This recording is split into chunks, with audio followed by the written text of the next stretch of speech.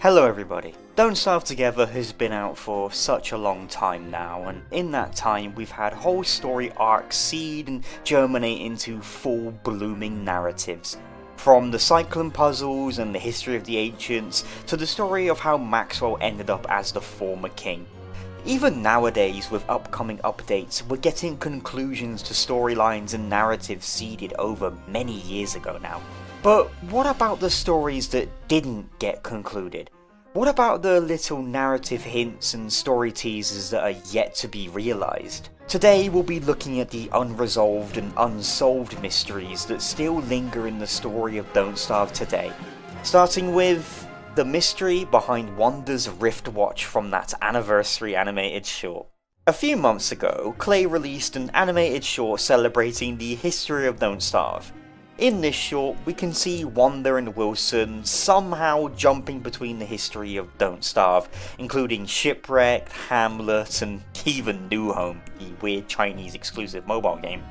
Now, the nature of how Wanda was able to travel to these worlds despite probably never being there to begin with is a mystery in of itself, though probably nothing more than a narrative bridge to show the history of Don't Starve. What the real mystery of this short is, however, is the focus on the final frame on the shot, which zooms in on the Rift Watch Wanda used to jump between dimensions and past expansions, showing that the watch itself is broken, damaged.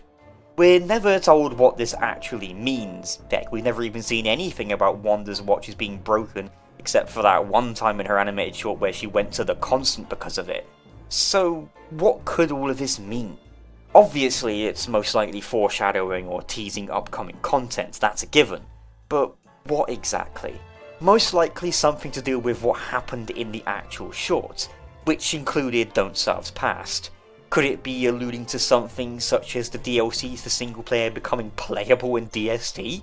Probably not, since those DLCs are incredibly different and fundamentally changed from what DST is at its core. Though saying that, if Island Adventures is anything to go by, if you put a decent team on it, anything is possible. So if it's not the DLC, what about the other stuff in the short? Could it have something to do with New Home? Well, considering that game was in a state of existing but also not existing at the same time, as well as it not actually being owned by Clay officially nowadays, I highly doubt the clock will mark anything significant with New Home. I'm sorry to say, you're not going to see whoever this is or whoever that is in Don't Starve Together. That leaves the only other thing that showed up in the short, and it was something that I tastefully ignored when I showed you it earlier. The Forge and the Gorge. These were those silly minigame events that Clay hosted quite a while back, long before Wanda was even a part of the game. So maybe the broken clock will open up a time portal back to the Forge and Gorge to make them playable again. Maybe? I don't know. A lot of people do miss those modes, and whilst you can still play them nowadays with mods, an official revival of them with scoreboards and everything just like old times would be pretty cool. But what else could the clock signify? A leap forward in time instead of back? Maybe something as simple as a teaser for Wanda's insight tree. No idea why it would be something like that, since Clay never teased insight trees, especially this far ahead of time. You know, before 5 other characters got insight trees. But hey, if Wanda gets a broken clock passive, then we finally have the answer to this recent mystery. But whilst we're talking about the Forge and the Gorge, let's look at them now. As I mentioned, they were silly events from back in the day that were originally going to carry the narrative and gameplay of Don't Starve, but Clay decided against the minigame format and moved back to standard gameplay. But what did doing that mean for the Orges? Were they decanonized, simply forgotten, maybe irrelevant to the story? Let's have a look. Originally, it was implied that the survivors travelled to the Forge and then the Gorge through the ancient gateway, thanks to one animated short. But nowadays, such utility from the gateway is unfound of, and now the gateway is simply used by Charlie to commune with Tenebrow. So unless we want to reprogram it to go back to the evil volcano arena or the quagmire, this portal is staying useless to us. But something to keep in mind is that all of the survivor quotes for the portal never make any mention of them going to the Gorge and Forge, and they just see it as a mysterious evil portal. You could see this as the events not being canon anymore, but that is far from the truth. If we look to the quotes of the festive ornaments, which are the little Christmas decorations you get during Winter's Feast, you can find that there are some representing the Gorge and Forge, and pretty much all the characters' quotes from them mention how it reminds them of their time at their respective events, except the characters that weren't at a part of the game when those events were happening. Besides Wartox, who mentions that he is reminded of those places too, but that's probably because he's been there in the past, irregardless of the survivors, due to the whole reality hopping imp situation, and because he's special. If you want further proof that the Gorge and Forge were canon and totally happened, then take Wickerbottom down to the ancient archives and have her inspect the sealed portal. She says that it reminds her of the ones they travelled through before, which is a direct remark to the portals you enter and exit the events from. Large circular portals on the ground. This means that the Forge and Gorge absolutely did happen, but as to what happened after the survivors went there is still a mystery. What power did the survivors gain from facing off in Battlemaster Pugner's arena? Well, considering the guy wanted to take the Nightmare Throne, probably security to ensure the Constant isn't plunged into violent chaos. Well, even more violent chaos than it already is. As for the Gorge, your guess is as good as mine. Maybe the Gnaw was gonna eat the entire Constant, not just the Quagmire. Maybe the survivors just went there to learn new farming techniques and discover potatoes. Maybe it's simply not important anymore, and the little diversion survivors went on was nothing more than a diversion. But I like to think it was Charlie sending the survivors on little side quests to ensure the Constant stays in balance. No Gnaw taking over, no Pugner claiming the throne. Until we see all these guys again, we'll never know why we went there. But let's move on to the next topic, and one that I literally just mentioned with Wickerbottom: the state of that sealed portal. I mentioned this portal a tiny bit ago with Wickerbottom's quote for it, but in case you don't know, in the Ancient Archive, which is a biome located deep in the caves of DST, you can find this big sealed portal. The survivors' quotes for it allude to wanting to turn it on, so if you are able to go deeper into the archive and power it up using iridescent gems, you'll see that the entire archive itself powers up, except the portal, and the survivors voice their disappointment at this matter. The portal was added years ago now, over 5 years in fact, with the Forgotten Knowledge update, and we still have no idea what this portal is used for. Since we've mentioned the Forge and Gorge a bunch already, maybe it has something to do with that, since according to Wickerbottom, it does resemble the portals found over in those little events. But what if it didn't lead there? Where else could it lead? It would have to be an area of great significance to the Ancients for it to be located down here for so long, but it would also need to have been sealed for a reason. Is what's behind this portal so incredibly dangerous, or too important to be unsealed for the rest of the world? Maybe it did lead to the Gorge and Forge, and it was how the Ancients learned combat and agriculture. Or maybe it led to the moon itself, where the Ancients learned lunar magic. We have no idea. Maybe in that portal is where all the Ancients are currently hanging out now, alive and well. I feel like we're approaching a conclusion to this mysterious sealed portal soon enough. And with how the story is moving forward recently pretty fast, I cannot wait until we finally get this portal open and I can look back on this video with a smile. Until then though, let's look at the next mystery. This one was a short one. Finally, taking a step away from the Gorge and Forge, we're going to be looking at Wagstaff instead. I'm sorry ahead of time. The Wag topic we're going to be looking at today is actually more so about Webber, thank the Lord.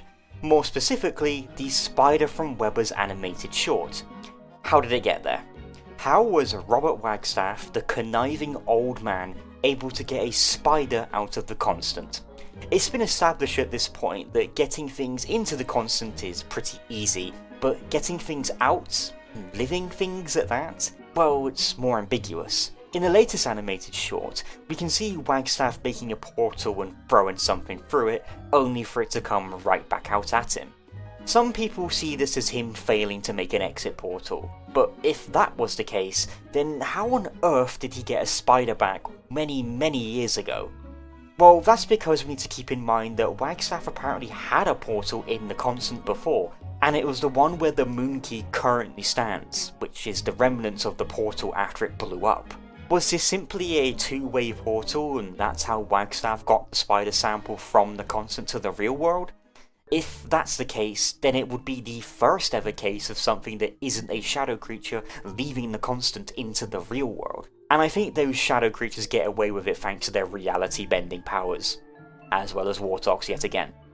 There used to be this one theory back in the day where people assumed the WX-78 was made as a way to safely travel to and from the constant, before Wagstaff thought it was safe for humans, and that WX was used as a way to transport items back from the constant, and that could include this spider. But all of that is just a theory that hinges on WX's true purpose being to explore the constant, and not simply being Woodrow wanting to maintain a perfect form for themselves.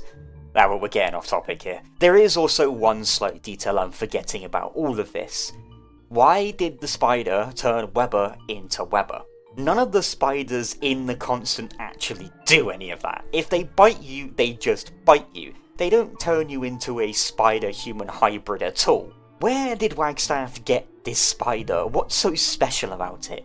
Why did Webber's dad want to buy such a weird creature from Wagstaff to begin with? I get that he's probably an entomologist or something, but this goes beyond basic bug and arachnid studies. So it's possible that this spider isn't even from the constant, since none of the spiders in the actual constant actually do this. It's possible that this is from a different place entirely, or maybe it is from the constant and it's just a weird creature that Wagstaff created that turns people into spiders. The more I think about this, the more my brain hurts. Maybe that's just how the constant spiders work in the real world, assimilating humans into a compound spider form. Kinda like a reverse Spider-Man. I don't really have answers for this mystery. Maybe we'll get more when Webber gets their insight tree. For now, let's move on to another Wag theory, and that's if he has ever actually stepped into the constant for real. If you've ever played as Wagstaff, or even seen him in-game or any animated short, you'd know that he's pretty much always depicted as a hologram. This is because the man is never actually physically in the constant, and instead somehow projects himself in there with an evil projector. Don't look into it too much. But there is one time where Wagstaff is not seen as a hologram. One time. And it's in this animated short, Taking Root, where we can see him big chillin' as a solid form for like 2 seconds. So I ask you, dear viewer, is he really in the constant in this shot? No longer projecting himself, but finally took a big step through the portal to be in the constant for real, only to leave it again and be a hologram in the next shot he turns up in. There's several answers to this mystery. Answer 1 is simply because he is on full HP. In Don't Starve Alone, if you play as Wagstaff, you'll notice that he's pretty much perfectly normal looking besides being old if you're on full HP, and only becoming a staticky hologram if you're injured. Answer number 2 is that he's really in the constant and was able to find a way out of there as easily as he got in. Maybe it was the portal on the moon key. Maybe it's that weird portal thing he's standing around. It kinda resembles the one in the latest animated short. Who knows? And answer number 3, which is the answer most people believe in, is that Clay made a mistake in this animated short and simply forgot to make him a hologram. A little slip up that most people didn't even notice. Could make sense, no? Well, I find the first answer, him being on full HP, very unlikely, because in every single appearance of Wagstaff in the constant, every single animated short and appearance as an NPC in-game, he is always seen as a hologram. Now this means he's either really bad at the game and gets injured constantly, or Clay uses this as the de facto way to showcase that Wagstaff isn't really here and he is simply a hologram. Plus, it would be absolutely silly if the main argument for this was he was on full HP in only that animated short. Which is more the reason I believe the second option to be the right one. As for the third answer of it being Clay making a mistake, as perfect as Clay may or may not be at times, they are very careful and considerate when it comes to showing or not showing things at all.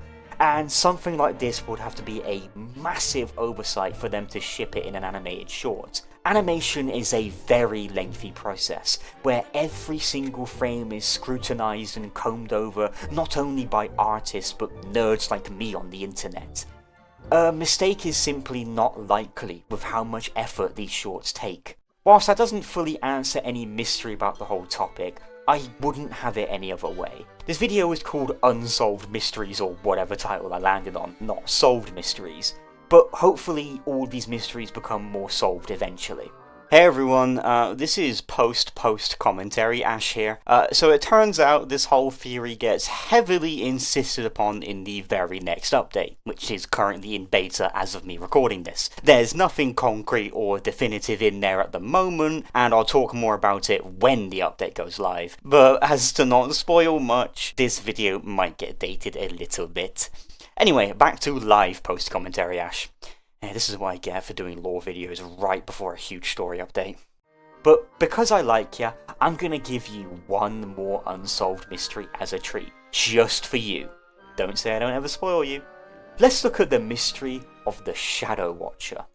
The Shadow Watcher isn't much a mystery, Ash. They're just some shadow dude that turns up if your sanity is too low. No more than Mr. Skits or even a crawling horror. Well, that would be leaving this guy some credit. They've actually appeared in more places than just that. He's appeared in the William Carter puzzles in several places, so he shares the trend that the other shadows have of being able to escape into the real world, as well as appearing in one animated short where they're seen petting Wobie. But the more important one is in Wes's animated short, where in George T. Witherstone's house there is a hanged painting of the dude in question on their wall. So is this Shadow Watcher literally some kind of nightmare dude that Witherstone is buddy-buddy with and has a picture of in his house? Or did the Shadow Watcher used to be someone else in life that turned into a shadow who watches the events of DST unfold? An important thing to keep in mind is that they're the only humanoid shadow, besides Maxwell Shadow and maybe Wavy Jones, in the entire game. Most other shadow monsters resemble the ancients or other bestial creatures in a way, but the Shadow Watcher is the only one that resembles a normal human, and on top of that it's also one of the only shadows that never interact with the player at all, choosing to simply do nothing more than watch you. Maybe this Watcher was a former victim of the shadows even before Maxwell was taken, if their appearance in the William Carter puzzles is anything to go by. Maybe the Shadow Watcher is the true leader of the shadows. Or maybe the Shadow Watcher is meant to represent us, the player, a conscientious observer that can do nothing but watch as the events of Don't Starve take place. Unlike the other mysteries I went over in this video, I don't see this one ever being resolved, as the Watcher will do nothing but watch until there's nothing left to watch anymore. And those are some of my favourite unsolved mysteries in the world of Don't Starve. It's easy to class some of these as being forgotten by Clay, or even simply something that Clay never intended to be a mystery. But with how thorough and in-depth the story has gotten nowadays, bringing meaning to things that never had any to begin with is something they've been taking care of left, right and centre. It would be wrong to discredit a lot of these mysteries, and as time moves forward, I hope a lot of them would lose the title of mystery. But for now, it's time we wrap up this video and see how much it ages in the next few updates. Thank you all so much for watching. I hope you all have a very lovely day. Bye bye everyone.